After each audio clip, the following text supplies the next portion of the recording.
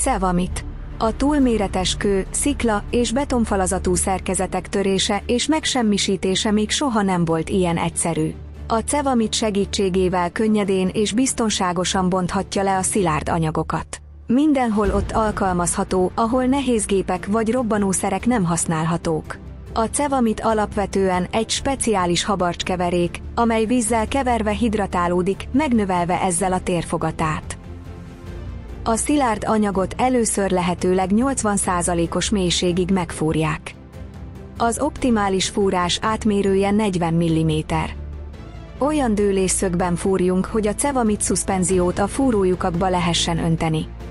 A fúrások közötti távolság a szétválasztandó anyag szilárdságától függ. A cevamitot 3 rész víz és 10 rész cevamit arányában keverjük össze vízzel. Az így kapott keveréket addig keverjük, amíg homogén iszapot nem képez, amelyet az előkészített fúrásokba öntünk. 1 órán belül a keverék a fúrólyukban megszilárdul és elkezd hidratálódni. A hidratációs időszak alatt a cevamite kitágul és nyomófeszültséget fejt ki a fúrólyuk falára. Az anyag kioldódása 24-72 órán belül következik be. Az így kapott idő a felhasznált keverék sűrűségétől és a leválasztandó anyag hőmérsékletétől függ.